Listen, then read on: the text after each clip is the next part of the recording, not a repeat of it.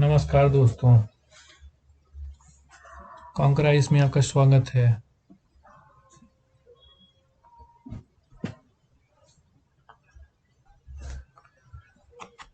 हम एमपीपीएससी 2020 की तैयारी कर रहे हैं, जिसमें हम कॉन्स्टिट्यूशन, नॉन कॉन्स्टिट्यूशन बॉडी पढ़ रहे हैं।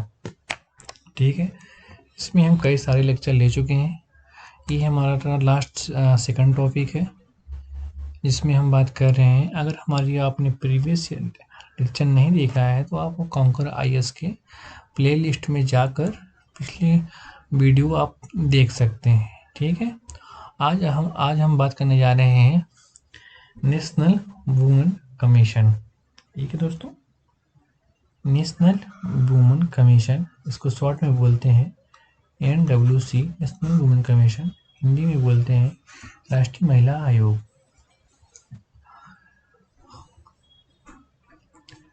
हमारे देश में राष्ट्रीय महिला आयोग की जरूरत क्यों पड़ी? क्योंकि ऐसा देखा जा रहा था कि हमारे देश में पुरुषवादी मानसिकता या पितृसत्तात्मक समाज, जिसमें महिलाओं का शोषण हो रहा है या कि आगे भी हो रहा है, तो महिलाओं को भी इक्वल राइट, इक्वल प्रोटेक्शन, समाज में बराबर की सहभागिता सुनिश्चित करने के लिए, हालांकि संविधान में भी राइट टू फंडामेंटल, मौलिक अधिकार संविधान में भी दिया गया हुआ है। डीपीएसपी, राज्य का निदेशक तत्व, इसमें भी बोला गया है महिलाओं को समान रूप से समान कार्य के लिए समान वेतन। कई सारी चीज़ें डिफाइन की गई हैं। और लोकसभा, राज्यसभा या कि मतलब केंद्र सरकार या कि राज्य सरकार, यहाँ तक कि पंचायती राज जैसे संस्थाओं में महिलाओं को 33% सीटें रिजर्व की गई हैं, जिससे महिलाओं को भी समाज की मुख्य धारा में लाया जाए। और महिलाओं के लिए बहुत सारे कानून लाए गए हैं, जिसमें महिलाओं को मुख्य धारा से जोड़ने के लिए बहुत सारे काम किए गए हैं। और ऐसा ही एक कार्य नेशनल वुमेन कमीशन है, जिसे हम राष्ट्रीय महिला आयोग कहते हैं। इसकी गठन कैसी होती है, इसमें कौन कौन सदस्य काम करते हैं, आज हम इसके बारे में पढ़ने जा रहे हैं। चलिए गठन की बात करते हैं। राष्ट्रीय महिला आयोग, पहला पॉइंट, राष्ट्रीय महिला आयोग का गठन।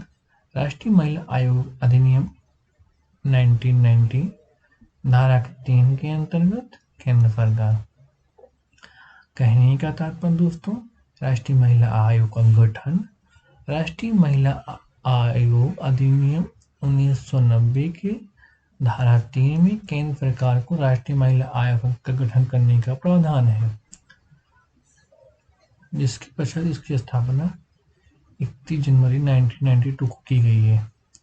अगर आपसे ये पूछा जाए राष्ट्रीय नेशनल वुमेन कमीशन का गठन कब किया गया, तो आपका जवाब होना चाहिए राष्ट्रीय महिला आयोग अधिनियम 1990 और राष्ट्रीय वुमेन कमीशन 31 जनवरी 1992 में की गई। दोस्तों, पीटी के हिसाब से वेरी इंपॉर्टेंट ये है कि इसकी स्थापना कब की गई, तो इसकी स्थापना 31 जनवरी 1992 में की गई। किस आधार पर की गई, तो राष्ट्रीय महिला आयोग अधिनियम 1990 में के तहत की गई। यह संवैधानिक संस्था नहीं है। थर्ड पॉइंट, राष्ट्रीय महिला आयोग एक स्वायत्त वैधानिक है, न कि संवैधानिक निकाय है। इसका गठन महिलाओं के लिए राष्ट्रीय महिला आयोग अधिनियम 1990 के अधीन किया गया है। भारत सरकार का महिला बाल विकास मंत्रालय आयोग का नोडल मंत्रालय है। कहने का तात्पर्य, ये राष्ट्रीय महिला आयोग अधिनियम के तहत इसका गठन किया गया है, इसलिए एक स्वायत्त ऑटोनॉमी वैधानिक निकाय है क्योंकि इसका आयोग के तहत इसका का गठन किया गया है। संविधान में से संविधान ये संवैधानिक संस्था नहीं है। ठीक है। भारत सरकार का महिला एवं बाल विकास मंत्रालय नोडल मंत्रालय के तहत है। ठीक है दोस्तों। 4th पॉइंट, आयोग महिलाओं के विकास एवं सशक्तिकरण के लगभग सभी पहलुओं को अपने अधिकार क्षेत्र में शामिल करता है। इसके निर्दिष्ट उद्देश्य इस प्रकार है। महिलाओं के लिए संवैधानिक एवं वैधानिक उपायों की समीक्षा करना। दोस्तों, अगर आपसे ये बोला जाए कि आयोग में महिलाओं के विकास, डेवलपमेंट, सशक्तिकरण, एम्पावरमेंट के लगभग सभी पहलुओं को अपने अधिकार क्षेत्र में शामिल करता है, मतलब नेशनल वुमेन कमीशन महिलाओं के डेवलपमेंट और वुमेन एम्पावरमेंट में लगभग सभी जितने भी पहलू वुमेन से रिलेटेड होते हैं सभी को अपने आप में समाहित करता है। जिसके उद्देश्य इस प्रकार है। पहला उद्देश्य उसमें ये है, महिलाओं के लिए संवैधानिक एवं वैधानिक सुरक्षा के उपायों की समीक्षा करना। यहाँ पे दो बातें हैं। पहला बात है संवैधानिक और वैधानिक, दोनों में आप डिफरेंस समझ लीजिए दोस्तों। संवैधानिक मतलब जिसमें संविधान में वर्णन हो, जैसे आर्टिकल 15 महिलाओं से रिलेटेड, महिलाओं को संरक्षण एक उनके डेवलपमेंट के लिए इसमें विकास की बात की गई है। वैधानिक मतलब इसे कानून के माध्यम से वैधानिकता प्राप्त हो। एक संवैधानिक मतलब संविधान में डिफाइन किया गया है और दूसरा वैधानिक कानून के माध्यम से उसको मतलब इम्प्लीमेंट किया गया है। ठीक है दोस्तों। राष्ट्रीय महिला आयोग के कार्य में पहला क्या है, संवैधानिक और वैधानिक सुरक्षा उपायों की समीक्षा करना। सेकंड पॉइंट, शिकायतों के समाधान को बढ़ावा देना।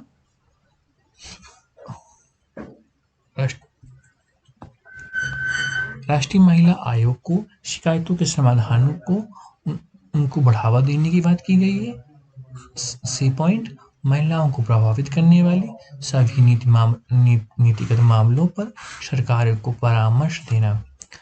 थर्ड पॉइंट, महिलाओं को प्रभावित करने वाली सभी नीतिगत मामलों को सरकार को परामर्श देना। अगर कहीं किसी भी योजना में या उद्देश्य में कहीं भी अगर महिलाओं से उनकी नीतियाँ प्रभावित होती हैं तो ये वुमेन कमीशन राष्ट्रीय महिला आयोग सरकार को परामर्श देगी। ठीक है। चौथा, उपचारात्मक वैधानिक उपायों को सिफारिश करना। कैसे उनके लिए कानून लाया जाए जिससे उनको वैधानिक उपायों को सिफारिश करता है राष्ट्रीय महिला आयोग। पहला संवैधानिक और वैधानिक को उपायों की समीक्षा करता है। तीसरा, शिकायतों के समाधान को बढ़ावा देना होता है।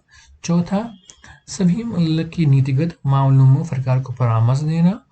और चौथा है उनके कैसे किसी भी समस्या का सलूशन होगा, कैसे उसके लिए कानून बनाया जाए, उसके उपाय की सिफारिश करता है। ठीक है दोस्तों। अब राष्ट्रीय महिला आयोग की संरचना की बात करते हैं। आयोग एक बहुपदस्थीय सदस्यीय निकाय है। कहने का मतलब बहुपदस्थीय का मतलब होता है एक से अधिक सदस्य। ठीक है। राष्ट्रीय महिला आयोग बहुपदस्थीय निकाय है। इसमें एक अध्यक्ष, 5 सदस्य, एक सचिव होते हैं। एक अध्यक्ष प्लस 5 मेंबर प्लस 1 सदस्य वो सचिव होगा, तो 1 + 5 6 + 1 टोटल 7 मेंबर, जिससे जी 5 मेंबर है। ठीक है। 5, एक अध्यक्ष होगा, 5 सदस्य होंगे, एक सदस्य सचिव होगा जो लोक सेवक होगा। ठीक है। अब 5 तो जो अध्यक्ष होगा महिलाओं के हितों की लिए प्रतिबद्ध है। जो अध्यक्ष है महिलाओं के हितों के लिए प्रतिबद्ध है। ठीक है, तो अब ये पढ़ेंगे हम 5 सदस्यों का चयन योग्यता सत्यनिष्ठा के अलावा कानून या विधायन, ट्रेड यूनियनवाद, महिलाओं को रोजगार संभावना बढ़ाने वाले उद्योग या संगठन के प्रबंधन, महिलाओं को गैर सरकारी संगठनों, महिला सक्रिय कार्यकर्ताओं सहित प्रशासन, आर्थिक विकास, स्वास्थ्य, शिक्षा, सामाजिक कल्याण से जुड़े अनुभवों के आधार पर किया जाता है। ठीक है दोस्तों, जो 5 सदस्य होते हैं, 5 सदस्यों का चयन योग्यता होती है जो सत्यनिष्ठा के अलावा कानून, लॉ, विधायन, रूल, ट्रेड यूनियन, महिलाओं की रोजगार की संभावना कैसे और उद्योग में बढ़ेंगी, या संगठन के मतलब कि प्रबंधन, महिलाओं को एनजीओ में उनकी सहभागिता कैसी होगी, सक्रिय कार्यकर्ताओं सहित प्रशासनिक आर्थिक विकास, स्वास्थ्य, शिक्षा, सामाजिक कल्याण से जुड़े अनुभवों के आधार पर किया जाता है। ठीक है दोस्तों, नेक्स्ट पॉइंट, अनुसूचित जाति, अनुसूचित जनजाति से जुड़ा एक सदस्य भी आयोग में होना चाहिए।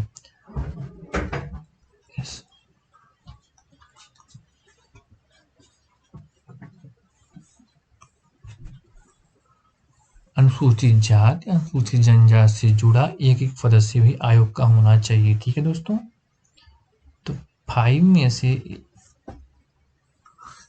ये SC ST का एक सदस्य होना चाहिए। सदस्य सचिव प्रबंधन, संगठनात्मक संरचना, सामाजिक आंदोलन के क्षेत्र में एक विशेषज्ञ होना चाहिए। ये केंद्र की सिविल सेवा, अखिल भारतीय सेवा का एक अधिकारी होना चाहिए।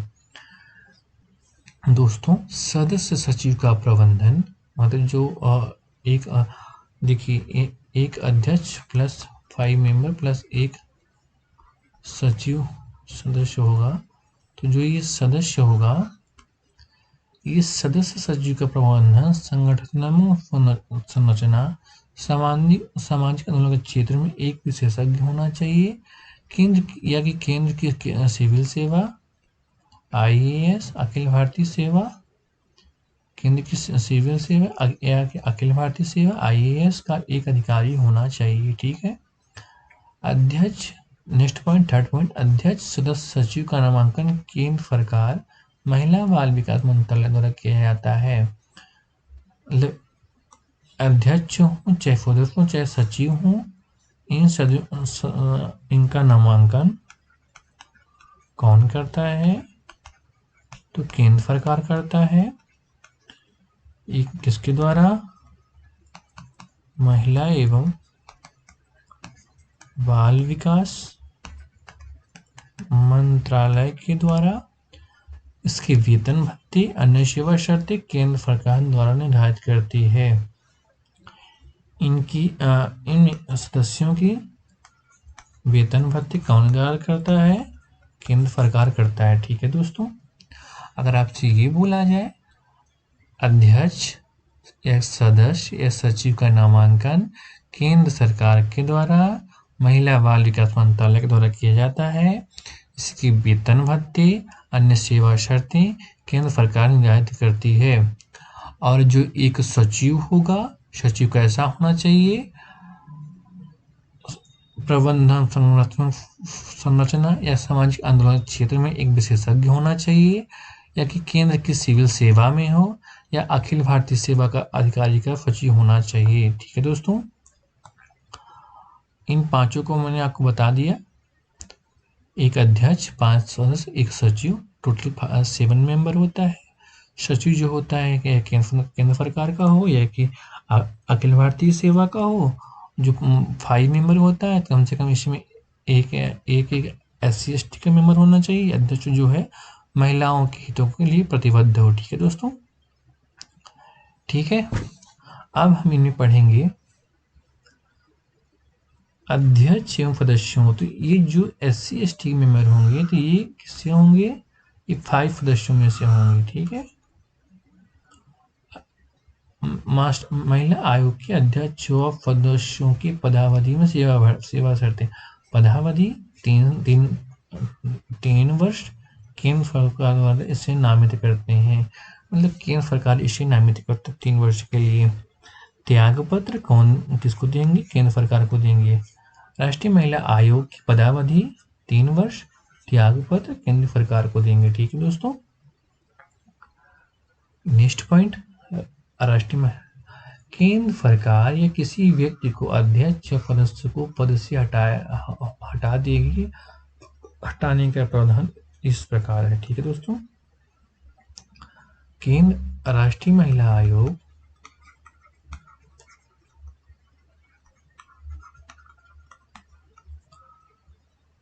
को कौन हटाएगा? केंद्र सरकार, जो इस प्रकार है। सदस्य दिवालिया हो गया हो, सदस्य दिवालिया हो गया हो। सेकंड पॉइंट, किसी ऐसे अपराधी के लिए सिद्ध दोष ठहराया और कारावास से दंडित किया जाता है इसमें केंद्रीय सरकार की राय में नैतिक अधमता अंतर्ग्रस्त है।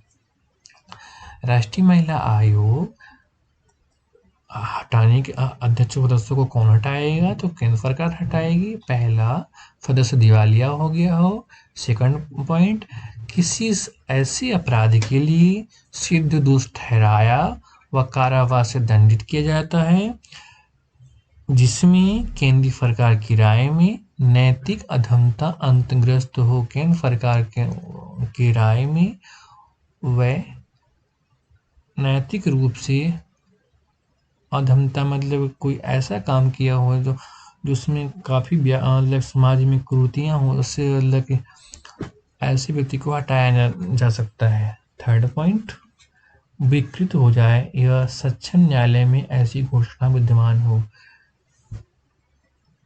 विकृत हो जाए या कि न्यायालय के समक्ष ऐसी उसने घोषणा पहले से विद्यमान हो, मतलब पहले से इनबिल्ट हो। फोर्थ पॉइंट, कार्य करने से इनकार करता है, कार्य करने में असक्षम होता है। अध्यक्ष या सदस्य कार्य करने से इनकार करता है या कार्य करने में सक्षम हो, वो कार्य करने में असक्षम हो, मतलब वो सही नहीं है, वो कार्य नहीं कर पाएगा, कुछ ऐसा मतलब रीजन आ गया है। नेक्स्ट पॉइंट, आयोग से अनुपस्थित रहने की इजाजत के बिना आयोग में लगातार 3 अधिवेशन में अनुपस्थित है। आयोग का जो अधिवेशन होता है और वो लगातार 3 बार अनुपस्थित रहता है तब भी अध्यक्ष व सदस्यों को हटा सकते हैं। 6 पॉइंट, केंद्रीय सरकार की राय में उसने अध्यक्ष या सदस्य के पद इस प्रकार दुरुपयोग किया है कि ऐसे व्यक्ति का पद पर बना रहना लोकहित के लिए अहितकर है। लोकहित के लिए अहितकर है। क्या है? केंद्रीय सरकार के राय में उसने अध्यक्ष या सदस्य को इस प्रकार दुरुपयोग किया है कि ऐसे व्यक्ति को पद में बने रहना लोकहित के लिए अहितकर है, तो राष्ट्रीय महिला आयोग के सदस्यों को हटा दिया जाएगा। ठीक है तो दोस्तों। 7 पॉइंट, परंतु इस खंड के अधीन किसी व्यक्ति को तब तक नहीं हटाया जाएगा जब तक उस व्यक्ति को इस विषय की सुनवाई का उचित अवसर ना दिया जाए। कहने का तात्पर्य दोस्तों, जो ये पॉइंट है अगर वो इन सब में खरा उतरता है लेकिन तब भी उसको एक बार मौका दिया जाएगा, उसकी भी बात सुनी जाएगी और उसके बाद भी वो अनुचित पाया जाता है तो उसको पद से हटा दिया जाएगा। अगर अनुचित नहीं पाया जाता तो उसको पद से नहीं हटाएंगे। इसका मतलब ये है। ठीक है। लास्ट पॉइंट 8, अध्यक्ष व सदस्यों का संदेय वेतन व भत्ते केंद्र सरकार निर्धारित करती है। राष्ट्रीय महिला आयोग के अध्यक्ष व सदस्यों का वेतन भत्ते केंद्र सरकार निर्धारित करती है। कौन निर्धारित करता है? केंद्र सरकार निर्धारित करती है दोस्तों। ठीक है। आयोग के कार्य, राष्ट्रीय महिला आयोग के क्या क्या कार्य हैं? राष्ट्रीय महिला आयोग का कार्य निम्न है। महिला आयोग अधिनियम 1910 की धारा 10 में आयोग के कृत्यों का वर्णन किया गया है। राष्ट्रीय महिला आयोग के कार्यों में राष्ट्रीय महिला आयोग अधिनियम 1990 की आयोग की जो धारा है उसमें 10 आयोग के बारे में कृत्यों के बारे में वर्णन किया गया है। इसमें पहला पॉइंट, महिलाओं के लिए संविधान और अन्य विधियों के अधीन उपबंधित रक्षा उपायों से संबंधित सभी विषयों का अन्वेषण व परीक्षण करना। सेकंड पॉइंट, उन रक्षा उपायों के कार्यकरण के बारे में प्रतिवर्ष व ऐसे अन्य समय पर जो आयोग ठीक समझे केंद्रीय सरकार की रिपोर्ट देगा। क्या देगा? केंद्रीय सरकार को रिपोर्ट देगा। ठीक है दोस्तों। आयोग के कार्य में पहला, महिलाओं के लिए संविधान व अन्य विधियों के अधीन उपबंधित रक्षा उपायों से संबंधित सभी विषयों का अन्वेषण, जांच व परीक्षण करना। महिलाओं से संबंधित संविधान मतलब यहाँ कॉन्स्टिट्यूशन संविधान जो हमारा दिया गया है या अन्य विधियों के संविधान प्लस जो भी और अन्य कानून बनाए गए हैं इनकी रक्षा के लिए इसकी जांच करना या परीक्षण करना, बात एक ही है, के लिए। ठीक है। उन रक्षा उपायों के कारण प्रतिवर्ष मतलब हर साल ऐसे अन्य समय पर जो आयोग ठीक समझे केंद्र सरकार की रिपोर्ट दो। उन संविधान में अन्य कानून में जब भी राष्ट्रीय वुमेन कमीशन चाहे तो केंद्र सरकार को राष्ट्रीय महिला आयोग रिपोर्ट किसको देगी? केंद्र सरकार को देगी, जब चाहे तब, जब वो ठीक समझे। ठीक है दोस्तों। तो जो संविधान में एंड लॉ मतलब जो कानून महिला बनाए गए उनके बारे में जांच करना, परीक्षा करना। ठीक है। नेक्स्ट पॉइंट, थर्ड पॉइंट, ऐसी रिपोर्टों में महिलाओं की दशा सुधारने के लिए संघ या किसी राज्य द्वारा उनके रक्षा उपायों को प्रभावी क्रियान्वयन के लिए सिफारिश करना। संघ मतलब दोस्तों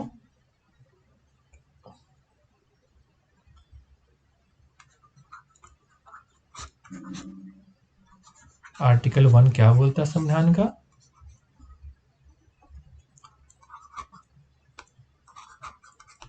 भारत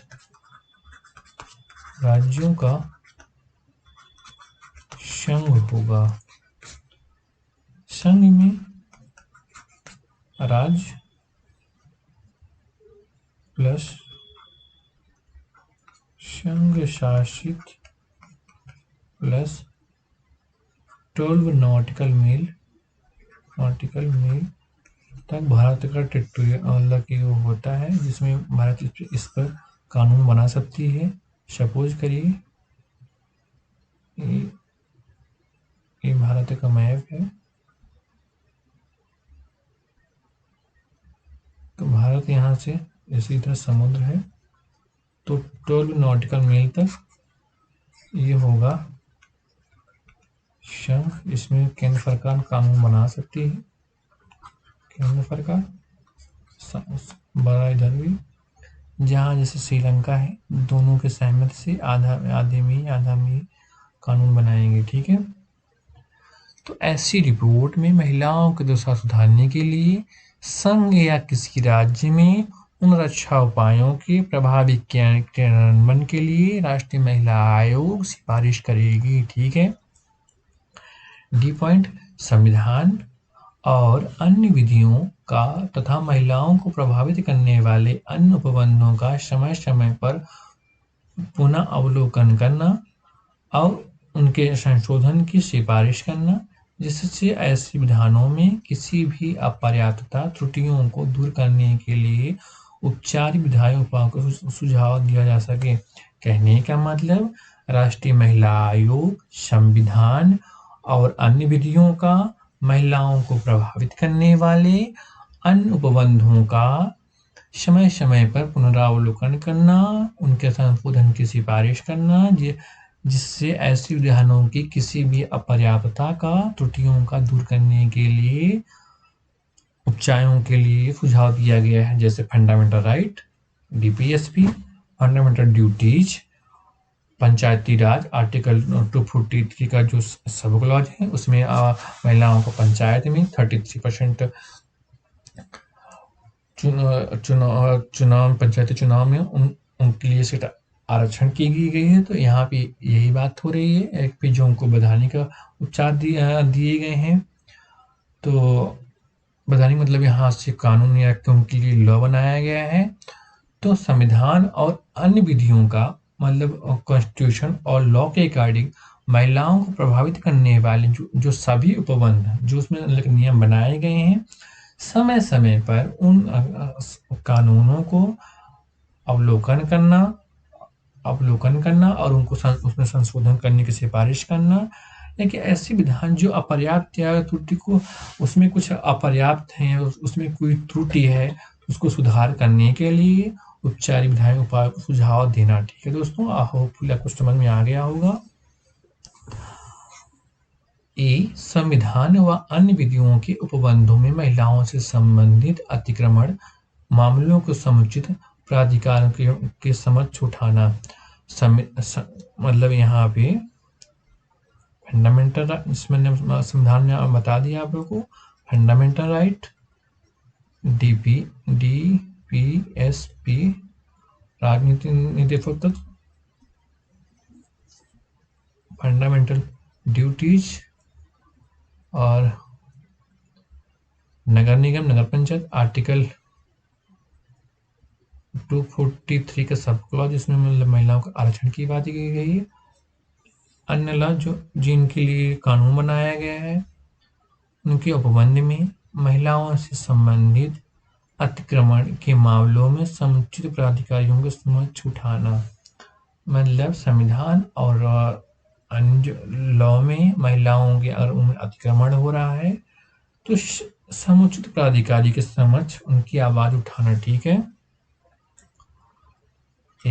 संघ या किसी राज्य के अधीन महिलाओं के विकास की प्रगति का मूल्यांकन करना।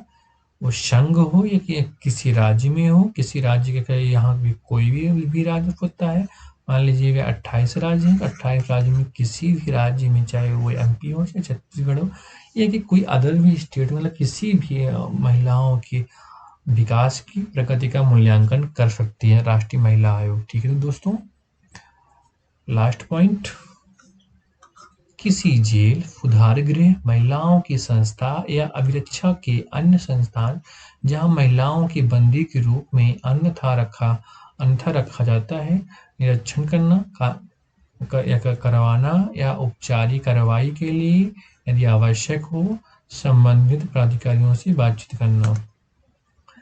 राष्ट्रीय महिला आयोग किसी जेल में या सुधार गृह में महिलाओं की संस्था या अभिरक्षा के अन्य संस्थान जहां महिलाओं को बंदी के रूप में या अन्यथा रखा जाता है तो उनका निरीक्षण करना या करवाना या उनकी कार्रवाई के लिए यदि आवश्यक हो तो समुचित प्रबंधन के अधिकारियों से बातचीत करना। ठीक है दोस्तों, आयोग के अन्य कार्य, होपफुली आपको महिलाओं के कार्य के बारे में समझ में आ गया होगा कि महिला आयोग 1990 की धारा 10 में उनके कृत्यों का वर्णन किया गया है, जिसमें संविधान या अन्य लॉ के अकॉर्डिंग उनकी जांच या कि जो उनकी जांच की रिपोर्ट संविधान में दिया जाता है और जो भी इनके लिए कानून बनाए गए हैं उनके बीच बीच में मूल्यांकन करना, उनके उपचार के लिए समय समय पर कार्य करना और समुचित अधिकारी से जांच करना जिससे महिलाओं का शोषण न हो। आयोग के अन्य कार्य, आयोग अपनी रिपोर्ट केंद्र सरकार को देती है, केंद्र सरकार का फॉर्म फर्क समझ रखती है। राष्ट्रीय महिला आयोग अपनी रिपोर्ट वार्षिक रिपोर्ट केंद्र सरकार को देती है, केंद्र सरकार फॉर्म फर्क समझ रखाती है। पहला पॉइंट आपसे डायरेक्ट क्वेश्चन पूछा जा सकता है, राष्ट्रीय महिला आयोग अपनी रिपोर्ट किसको देती है, राष्ट्रपति को, केंद्र सरकार को, राज्य सरकार को? तो आपका जवाब होना चाहिए केंद्र सरकार को। ठीक है दोस्तों, नेक्स्ट पॉइंट, आयोग की यदि ऐसी कोई रिपोर्ट या किसी भी राज्य से जुटाने के मामले से संबंधित है तो आयोग इस रिपोर्ट को एक प्रतिनिधि संबंधित राज्य सरकार या राज्य के विधानमंडल के समक्ष रखेगी। सेकंड पॉइंट, राष्ट्रीय महिला आयोग से संबंधित अगर किसी राज्य के संबंधित हो तो उस राज्य को एक प्रतिनिधि राज्य सरकार राज्य विधानमंडल के समक्ष रखाएगी। ठीक है दोस्तों। थर्ड पॉइंट, आयोग के नियम बनाने की शक्ति। आयोग राष्ट्रीय महिला आयोग के नियम बनाने की शक्ति किसके पास है? तो केंद्र सरकार के पास है। ठीक है दोस्तों, ये भी इम्पोर्टेंट पॉइंट है और ये भी इम्पोर्टेंट पॉइंट है, ये भी इम्पोर्टेंट पॉइंट है। तीनों मतलब राष्ट्रीय महिला आयोग की रिपोर्ट केंद्र सरकार को देगी, केंद्र सरकार समझ रखाएगी। अगर किसी राज्य से संबंधित है तो राज्य सरकार राज्य के विधानमंडल में रखाएगी। आयोग के नियम बनाने की शक्ति किसके पास है? तो केंद्र सरकार के पास है। ठीक है दोस्तों। थर्ड पॉइंट, आयोग के अध्यक्ष व सदस्य लोक सेवक माने जाएंगे। मतलब राष्ट्रीय महिला आयोग के अध्यक्ष हों या सदस्य हों, सभी लोक सेवक माने जाएंगे। आयोग के अधिकारी व और कर्मचारी सभी लोक सेवक हैं। आयोग मतलब चाहे वो सदस्य हों, चाहे वो अन्य अधिकारी हों या कर्मचारी हों, सभी लोक सेवक माने जाएंगे। ठीक है दोस्तों। फिफ्थ पॉइंट, केंद्र सरकार महिलाओं से संबंधित योजना बनाते समय आयोग से परामर्श करे। अगर केंद्र सरकार कोई कानून बनाती है जो कि महिलाओं से संबंधित है, जो कि महिलाओं से संबंधित है, तो नेशनल वुमेन कमीशन से परामर्श करे। ठीक है दोस्तों। फिफ्थ पॉइंट, आयोग के प्रथम अध्यक्ष जयंती पटनायक हैं, जो 1992 से 95 तक थी। आयोग की वर्तमान अध्यक्ष रेखा शर्मा हैं, जो 2018 से अभी तक है। हो सकता है इनका मतलब कि 2021 में मतलब प्रेजेंट में ये इनको हटा दीजिए, तो एग्जाम से पहले थोड़ा आप इसको एक बार देख लीजिएगा। ठीक है दोस्तों। लेकिन अभी प्रेजेंट में कौन है? रेखा शर्मा है। प्रथम अध्यक्ष कौन है? जयंती पटनायक है, 1992 से 1995 तक थी। आयोग राष्ट्रीय महिला आयोग को सिविल न्यायालय की शक्तियां प्राप्त हैं। राष्ट्रीय महिला आयोग को सिविल न्यायालय की शक्ति प्राप्त है। राष्ट्रीय महिला आयोग को अनुदान कौन देता है? तो केंद्र सरकार देती है। अनुदान की जांच कौन करता है? तो कैग करती है। ठीक है दोस्तों। इस प्रकार राष्ट्रीय महिला आयोग खत्म हुआ। अब हम पढ़ेंगे राष्ट्रीय मध्य प्रदेश लोक महिला आयोग, एमपी वुमेन कमीशन। ठीक है। जैसे केंद्र सरकार में राष्ट्रीय महिला आयोग का गठन किया गया, उसी प्रकार राज्य में मध्य प्रदेश वुमेन कमीशन का गठन किया गया। ठीक है दोस्तों। इसमें लगभग सारी चीज़ें सेम है, कुछ चीज़ों में डिफरेंस है, बाकी कॉमन है। ठीक है। तो मैं गठन की बात करते हैं। मध्य प्रदेश राज्य महिला आयोग का प्रथम गठन राज्य सरकार द्वारा 23 मार्च 1998 में एमपी राज्य महिला आयोग अधिनियम 1995 में किया गया। ठीक है। अगर ये हो तो 1996 धारा 2 के तहत किया गया है। ठीक है दोस्तों। अगर इसकी गठन की बात की जाए तो राज्य वुमेन आयोग का गठन हुआ, तो आपका जवाब होना 23 मार्च 1998। ठीक है दोस्तों। मध्य प्रदेश राज्य महिला आयोग 1995 के तहत इसका का गठन किया गया है। संविधान में डिफाइन नहीं है, इसलिए संविधिक निकाय है और इसको सिविल न्यायालय की शक्तियां प्राप्त है। राज्य महिला आयोग को कौन सी शक्तियां प्राप्त है? तो आपका जवाब होना चाहिए सिविल न्यायालय। कौन सी निकाय है? तो संविधिक निकाय है। राष्ट्रीय महिला आयोग की संरचना की बात करेंगे तो इसमें ये 7 सदस्यीय निकाय है। कितने सदस्य होते हैं दोस्तों? 7 सदस्य होते हैं, जिसमें 6 सदस्य अशासकीय और 1 सदस्य शासकीय होता है। ठीक है दोस्तों। राज्य सरकार अशासकीय में से अध्यक्ष को मंत्री तथा अन्य सदस्यों को राज्य मंत्री का दर्जा। ठीक है। अध्यक्ष को क्या है? मंत्री का दर्जा। मंत्री का दर्जा किसको? अध्यक्ष को। अन्य सदस्यों को क्या है दोस्तों? अन्य सदस्यों को राज्य मंत्री का दर्जा प्राप्त है। ठीक है दोस्तों। आयोग की संरचना, मध्य प्रदेश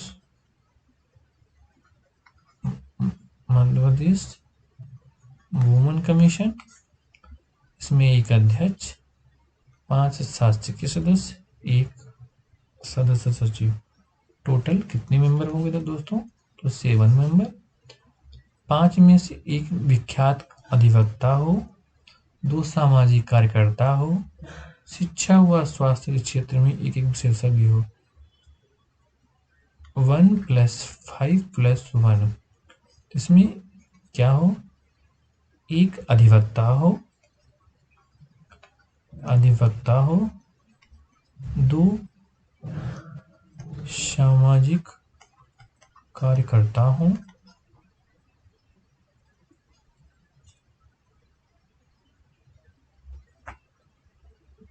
और एक शिक्षा से हो, और एक क्या है? स्वास्थ्य से हो। ठीक है दोस्तों, तो जो 5 मेंबर है, तो एक अधिवक्ता है, 2 सामाजिक कार्यकर्ता है, एक शिक्षा से है, एक स्वास्थ्य से है। तो 1 + 2 + 1 + 1 2 + 2 टोटल 5 मेंबर क्या हो गई? एक अधिवक्ता हो, दूसरा सामाजिक कार्यकर्ता हो, 2 व्यक्ति, और एक शिक्षा से हो, और एक स्वास्थ्य से। टोटल 5 मेंबर क्या हो गए?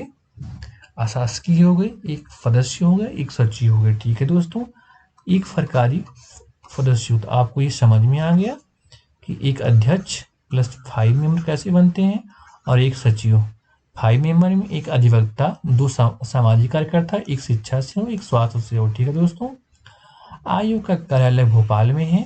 ठीक है, पदावधि 3 वर्ष। राज्य सरकार इसे हेतु नामित करे। त्यागपत्र राज्य सरकार। मध्य प्रदेश वुमेन कमीशन की पदावधि 3 वर्ष। राज्य सरकार इसे हेतु नामित करता है। त्यागपत्र किसको देंगे? तो राज्य सरकार को देंगे। ठीक है दोस्तों, नेक्स्ट, राज्य सरकार किसी व्यक्ति को अध्यक्ष या सदस्य के पद से हटा देगी जो इस प्रकार। राज्य सरकार किसी व्यक्ति को अध्यक्ष या सदस्य को हटाएगी जो इस प्रकार है। पहला, सदस्य दिवालिया हो गया हो, या सेकंड, किसी ऐसे अपराधी के लिए सिद्ध दोष ठहराया और कारावास से दंडित किया जाता है, इसे केंद्रीय सरकार की राय में नैतिक अंतर्ग्रस्तता है। सी, विकृति हो जाए, सक्षम न्यायालय की ऐसी घोषणा विद्यमान हो। डी, कार्य करने से इंकार करता हो या कार्य करने में असक्षम प्राप्त हो। ई, आयोग से अनुपस्थित रहने की इजाजत के लिए बिना आयोग की लगातार 3 अधिवेशन से अनुपस्थित रहता हो। एफ, परंतु इस खंड के अधीन किसी व्यक्ति को तब तक नहीं हटाया जाएगा जब तक कि उस व्यक्ति को इस विषय में सुनवाई का अवसर न दिया जाए। जी, वेतन भत्ते राज्य सरकार। राज्य सरकार के मतलब राज्य महिला आयोग, राज्य सरकार किसी व्यक्ति को मतलब राज्य महिला आयोग अध्यक्ष और सदस्यों को कौन हटाएगा?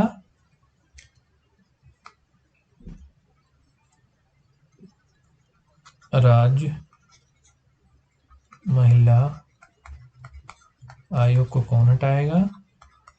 तो राज्य सरकार हटाएगी अध्यक्ष और सदस्यों को, अध्यक्ष एंड सदस्यों को।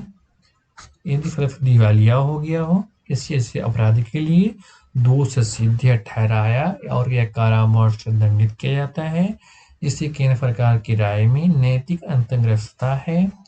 सी, विकृत हो जाए या सक्षम न्यायालय की ऐसी घोषणा विद्यमान हो। कार्य करने से इंकार करता है या कार्य करने की असक्षम हो। आयोग से अनुपस्थित रहने की इजाजत के लिए बिना आयोग के लगातार 3 अधिवेशन से अनुपस्थित रहता है, परंतु इस खंड के अधीन किसी व्यक्ति को तब तक नहीं हटाया जाएगा जब तक उस व्यक्ति को इस समय सुनवाई उचित अवसर न दिया जाए। मतलब दोस्तों, अगर ये सभी कुछ विद्यमान है तब भी उस अध्यक्ष और सदस्यों को एक बार सुनवाई उनके विषय की सुनवाई के लिए मौका दिया जाएगा।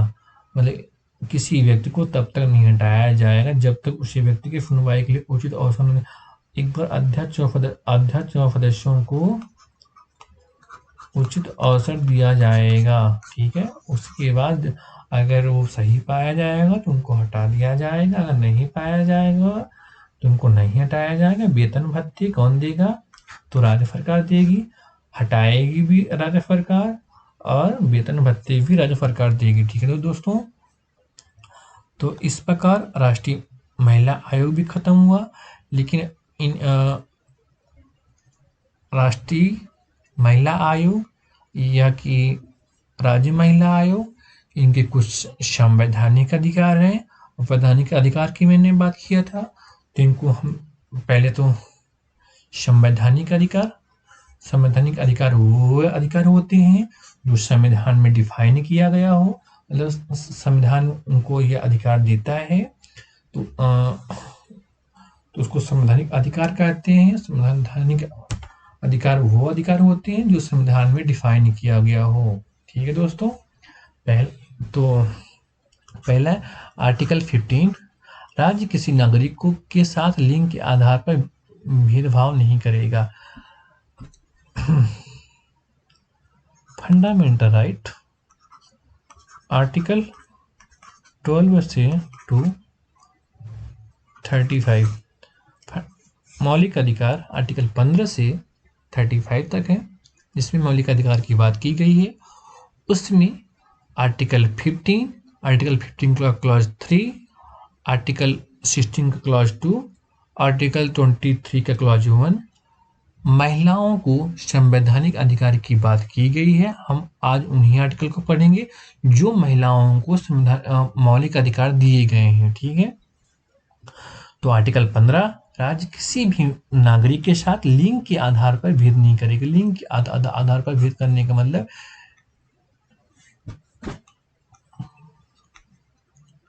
चाहे वो पुरुष हो या कि महिला हो,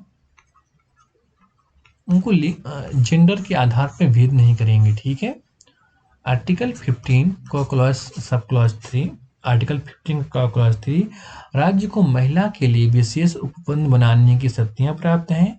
दूसरे शब्दों में यह प्रावधान राज्य को महिला के पक्ष में सकारात्मक भेदभाव करने की शक्तियां देता है।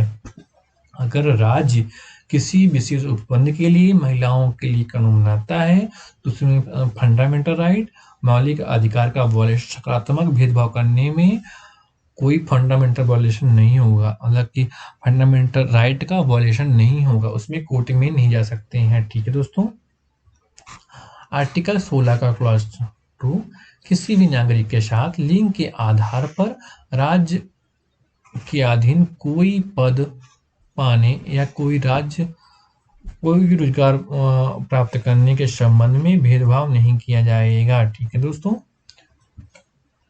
आर्टिकल 16 का क्लॉज 2, किसी भी नागरिक के साथ लिंग के आधार पर राज्य के अधीन कोई पद पाने या कोई रोजगार पाने के संबंध में भेदभाव नहीं किया जाएगा। ठीक है दोस्तों, आर्टिकल 23 का 1, मानव को अवैध तस्करी बलात्कार पर निषेध किया जाएगा। ठीक है, आर्टिकल 23 का क्लॉज 1, महिलाओं की अवैध तस्करी और बालात श्रम पर निषेध किया जाएगा। ठीक है, महिलाओं का संवैधानिक अधिकार आर्टिकल 39D, DPSP राज्य के नीति निर्देशक तत्व, आर्टिकल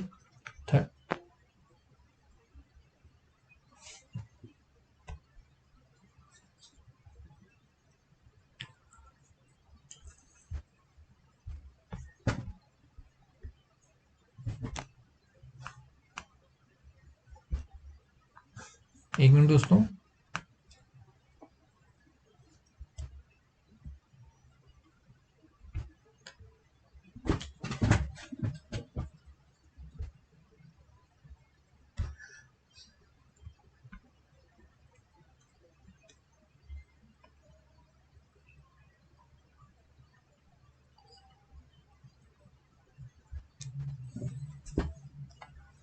DPSP आर्टिकल 35 टू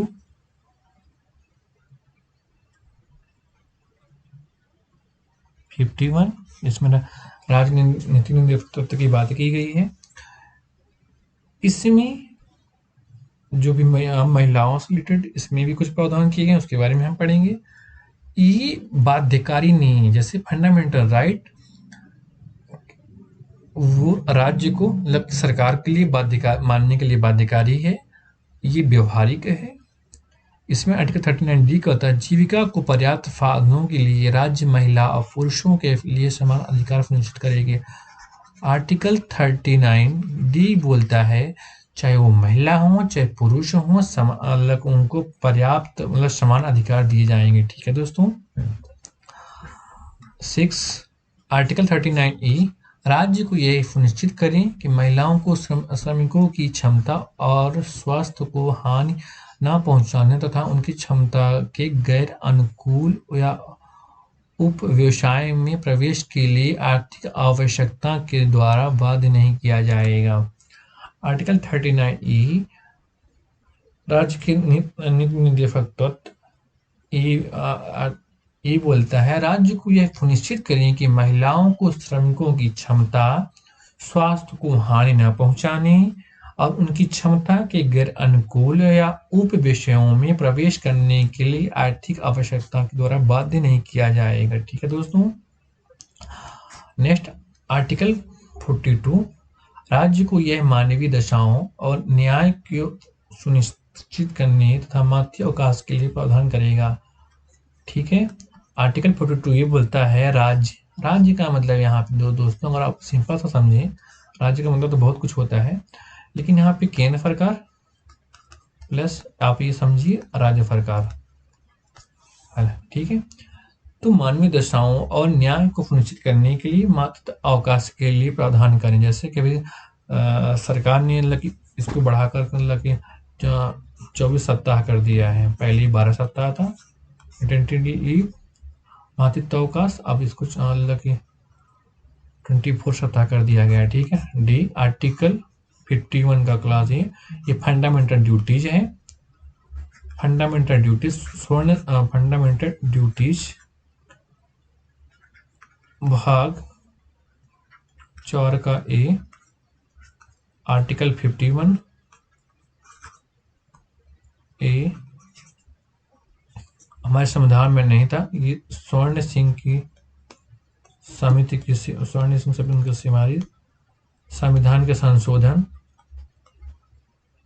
42 संशोधन के द्वारा 10 फंडामेंटल ड्यूटीज लाए गए। 11वां 2003 में लाया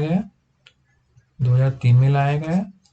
तो इसमें ये बोलता है आर्टिकल 15A का क्लॉज ए का सब क्लॉज ए प्रत्येक भारतीय नागरिकों को यह कर्तव्य होगा कि वह महिलाओं की गरिमा चोट पहुंचाने वाले व्यवहारों की निंदा करें। हर प्रत्येक भारतीय नागरिक का यह कर्तव्य होगा कि वह महिलाओं की गरिमा और चोट पहुंचाने वाले व्यवहारों की निंदा करे। हमारे संविधान में मौलिक कर्तव्य नहीं थे, लेकिन स्वर्ण सिंह समिति की सिफारिश से संविधान में 42वां संशोधन के द्वारा 10 फंडामेंटल ड्यूटीज लाए गए। 11वां 2003 में लाया गया। टोटल 11 फंडामेंटल हमारे मौलिक कर्तव्य हैं। और ये भाग 4 के ए इसमें ये बोलता है प्रत्येक भारतीय नागरिकों को एक कर्तव्य होगा कि वह महिलाओं की गरिमा चोट पहुंचाने वाले व्यवहारों की निंदा करे। ठीक है दोस्तों। अब आते हैं नेक्स्ट पॉइंट आर्टिकल 243D का सब क्लॉज 3 प्रत्येक पंचायत में प्रत्यक्ष चुनाव के द्वारा भरी जाने वाली सीटों की कुल संख्या का 1/3 महिलाओं के लिए आरक्षित हों।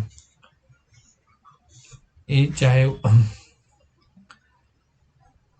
ये नगर पंचायत की बात करता है, मतलब कि ग्राम पंचायत की प्रत्येक ग्राम पंचायत में प्रत्यक्ष चुनाव में भरी जाने वाली सीटों की कुल संख्या में 1/3 सीट महिलाओं के लिए आरक्षित होंगी। 1/3 महिलाओं के लिए आरक्षित होंगी। ठीक है।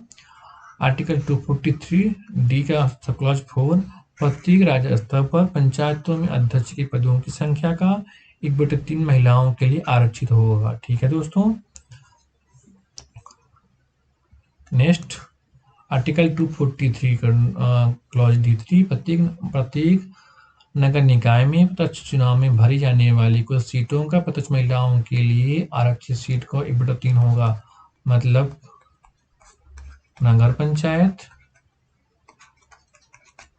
नगर पालिका और नगर निगम, इन चुनावों में महिलाओं के लिए 1/3 सीट आरक्षित होंगी। ठीक है दोस्तों, ये किस में दिया गया है? तो ये आर्टिकल 243 देखिए हमारे MPPSC में नगर पंचायत, नगर निगम या मतलब कि ग्राम पंचायत और नगर निगम से या कि नगर पंचायत से 2-3 क्वेश्चन आते हैं, डायरेक्ट पूछ लेता है, इनका सब क्लॉज भी पूछ लेता है। तो इसलिए वुमेन से रिलेटेड था, इसलिए मैंने इसको यहाँ लगे आपको बता दिया। आपको वहां भी डायरेक्ट पूछ सकता है, पिछली बार भी आया था चुनाव से, नगर पंचायत के चुनाव से संबंधित आया था, जिसका ऑप्शन था 243 का के नगर पंचायत के चुनाव से था। इसके 243 टी का सब क्लॉज 4 प्रत्येक नगर निकायों में महिलाओं के लिए आरक्षित अध्यक्ष पद पर राज्य विधानमंडल द्वारा तय किए गए तारीखों से निर्धारित होगा। ठीक है दोस्तों, अब राष्ट्रीय महिला आयोग के महिलाओं के वैधानिक अधिकार, जो कानून बनाएगा होते हैं उसको वैधानिक अधिकार कहते हैं। ठीक है दोस्तों, पहला है मुस्लिम विवाह विघटन अधिनियम 1939, हिंदू विवाह अधिनियम 1955, हिंदू उत्तराधिकारी अधिनियम 1956, नैतिक व्यापार निरोधक अधिनियम 1956, मातृत्व लाभ अधिनियम 1961, दहेज प्रतिषेध अधिनियम 1961,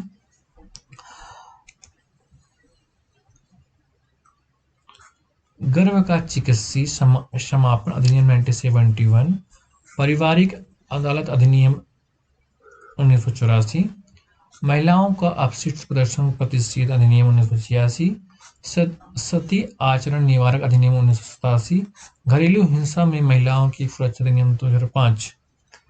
महिलाओं को जो वैधानिक अधिकार दिए गए हैं वो निम्न अधिकार है: मुस्लिम विवाह विघटन अधिनियम 1939, हिंदू विवाह अधिनियम 1955, हिंदू अधिकारिता अधिनियम 1956, अनैतिक व्यापार निरोधक अधिनियम 1956, मातृत्व लाभ अधिनियम 1961, दहेज प्रतिषेध अधिनियम 1961। सातवां, गर्भ का चिकित्सीय समापन अधिनियम 1971। आठवां अगला है पारिवारिक अदालत अधिनियम 1984, महिलाओं का अपशिष्ट प्रदर्शन प्रतिषेध अधिनियम 1986, सती आचरण निवारक अधिनियम 1887, घरेलू हिंसा से महिलाओं की सुरक्षा। हमने इसलिए यहाँ पे दोस्तों ये वैधानिक और संवैधानिक अधिकार इसलिए बताया है क्योंकि राज्य महिला आयोग में इसकी बात की गई थी। ठीक है दोस्तों, और ठीक है, तो इस प्रकार राष्ट्रीय महिला आयोग में संविधान व अन्य विधियों की बात की गई थी। तो संवैधानिक में क्या क्या वो थे, क्या क्या आर्टिकल हैं, और जो महिलाओं से रिलेटेड जो विधाएं बनाई गई हैं, इतना इम्पोर्टेंट हालांकि नहीं है, लेकिन तब भी आप एक बार मोटा मोटा देख लीजिएगा, इसलिए मैंने इसको एक बार समझा दिया हूँ। अब हम इसके सिनॉप्सिस देख लेते हैं। हमने आज क्या क्या पढ़ा। तो राष्ट्रीय महिला आयोग और राज्य महिला आयोग। तो राष्ट्रीय महिला आयोग का दोस्तों गठन कब किया गया? तो राष्ट्रीय महिला आयोग का गठन 31 जनवरी 1992 में राष्ट्रीय महिला आयोग अधिनियम 1990 के तहत किया गया। ये एक वैधानिक निकाय है। महिला एवं बाल विकास मंत्रालय इसका नोडल मंत्रालय है। ये 3 चीज इंपॉर्टेंट है पीटी के हिसाब से। ठीक है, ये एक बहुसदस्यीय निकाय है। इसमें 7 सदस्य हैं, एक अध्यक्ष, 5 सदस्य, एक अन्य सदस्य सचिव। ठीक है दोस्तों, अब इसमें 5 में से एक जो होता है SC ST, एक SC ST से होना चाहिए, और जो सचिव पद का है तो उसमें उसके नामांकन के लिए केंद्र सरकार करती है, महिला एवं बाल विकास मंत्रालय के द्वारा। ठीक है। अध्यक्ष और सदस्यों की जो पदावधि है 3 वर्ष है। त्याग पत्र केंद्र सरकार को देती है। राष्ट्रीय महिला आयोग के अध्यक्षों और सदस्यों को कौन हटाएगा? तो केंद्र सरकार हटाएगी। ठीक है दोस्तों, लेकिन उनको एक बार उनसे कंसर्न किया जाएगा। अध्यक्ष और सदस्यों की वेतन भत्ते कौन देता है? तो केंद्र सरकार देती है। कार्य कहाँ डिफाइन है? महिला आयोग अधिनियम 1990 की धारा 10 में डिफाइन किया गया है।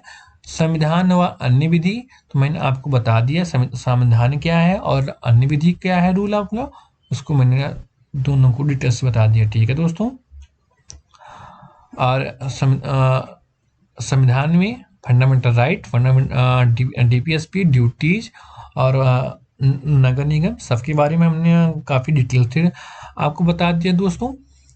और इनके क्या क्या मतलब कि आयोग की अपनी रिपोर्ट केंद्र सरकार को देती है।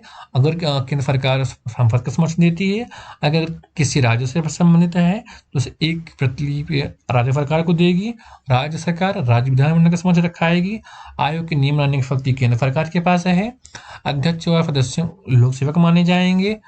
अन्य कर्मचारी भी लोक सेवक माने जाएंगे। आयोग के प्रथम अध्यक्ष जयंती पटनायक, आयोग की वर्तमान अध्यक्ष रेखा शर्मा है। अगर 1-2 महीने में चेंज होता है दोस्तों तो एक बार आप एग्जाम से 10 दिन पहले आप दे के जाइएगा। सिविल न्याय की शक्तियां हैं। राष्ट्रीय महिला आयोग का अनुदान कौन देता है? तो केंद्र सरकार देती है। और जांच कौन, अलग अनुदान की जांच कौन करता है? तो कैग करता है। इस प्रकार राष्ट्रीय महिला आयोग को जो पीटी के हिसाब से, इससे बाहर कहीं भी क्वेश्चन नहीं आएगा दोस्तों। अब पढ़ेंगे हम मध्य प्रदेश महिला आयोग। तो इसका गठन 23 मार्च 1998 में किया गया है। यह एमपी राज्य महिला आयोग अधिनियम 1955 के अधीन किया गया है। यह एक संवैधानिक निकाय है। सिविल न्यायालय की शक्तियां हैं। इसमें 7 सदस्य हैं, जो कि 6 सदस्य अशासकीय, 1 सदस्य शासकीय होगा। ठीक है दोस्तों, अब इसमें से एक अध्यक्ष होगा, 5 अशासकीय सदस्य हैं, मतलब 6 में से एक अध्यक्ष हो गए, 5 शासकीय सदस्य हो गए, 1 सचिव हो गया। तो जो 5 मेंबर होंगे तो इसमें एक अधिवक्ता होगा, 2 सामाजिक कार्यकर्ता होंगे तो 3 हो जाएगा, 1 शिक्षा से, 1 स्वास्थ्य से, 5 मेंबर प्लस एक सचिव हो जाएगा। ठीक है दोस्तों, और मध्य प्रदेश आयोग की कार्यालय कहाँ है? भोपाल में है। मध्य प्रदेश वुमेन कमीशन की पदावधि 3 वर्ष है। त्याग पत्र राज्य सरकार देगी। ठीक है दोस्तों, आपको ये बता दिया। अब इस संवैधानिक अधिकार आर्टिकल 15, राज्य किसी भी नागरिक के साथ लिंग के आधार पर भेदभाव नहीं करेगा। आर्टिकल 15 का क्लॉज 3, राज्य को महिलाओं के लिए विशेष उपबंध बनाने की शक्तियां हैं। राज्य ये प्रदान करेगा कि राज्य को महिलाओं को सकारात्मक भेदभाव करने की शक्तियां हैं। आर्टिकल 16 का क्लॉज 2, किसी भी नागरिक के साथ लिंग के आधार पर राज्य के अधीन कोई पद पाने योग्य, कोई रोजगार प्राप्त करने के लिए भेदभाव नहीं करेगा। हालांकि दोस्तों ये कमीशन से मैंने इसलिए बताया क्योंकि महिलाओं से लेकर हमारे संविधान में ये डिफाइन किया गया है। तो अगर आपको ये नहीं आता होता तो थोड़ा आप इसको एक बार मतलब कि अवॉइड भी कर भी सकते हैं। लेकिन एमपी में फंडामेंटल राइट, डीपीएसपी और ड्यूटीज एग्जाम में पूछे जाने की संभावना रहती है और पूछते ही हैं। और पंचायती राज से भी फिक्स है। तो इसलिए अगर आप एक बार पंचायती राज के आर्टिकल को तो पढ़ लीजिएगा। ठीक है, और अगर आप इसको वैधानिक अधिकार एक बार आप देख लीजिएगा, क्योंकि आपको पता होना चाहिए। अगर आप नहीं देखते हैं तो बस एक लास्ट देख लीजिएगा, ये कब बना, जिसमें घरेलू हिंसा से महिलाओं की सुरक्षा अधिनियम 2005 आप इतना कर लीजिएगा। पहला कौन सा कब आया था अधिकार? तो ये आया था आज़ादी के पहले, मुस्लिम विवाह विघटन अधिनियम 1939। और फर्स्ट कौन सा है? हिंदू विवाह अधिनियम 1955। 2-3 तो कम से कम आप याद कर लीजिएगा। तो इस प्रकार आज हमने मतलब 2 आयोग पढ़ लिया, राष्ट्रीय महिला आयोग और राज्य महिला आयोग।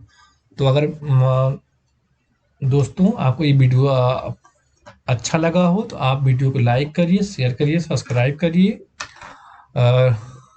और हमारा एमपीपीएससी की न्यू सिलेबस के अकॉर्डिंग कॉन्स्टिट्यूशन और नॉन कॉन्स्टिट्यूशन बॉडी में एक लेक्चर और बचा हुआ है। इसके बाद ये हमारा सिलेबस मतलब ये टॉपिक खत्म हो जाएगा। और हम हमारी अल्लाह की कॉन्कर आईएएस की टीम एमपीपीएससी की टेस्ट सीरीज भी ला रही है, और एक दो क्लास हो भी चुकी हैं। तो आप मतलब की टेस्ट सीरीज भी ज्वाइन कर सकते हैं, देख सकते हैं। मतलब कि एग्जाम के लिए काफ़ी बेहतर आपको रहेगा।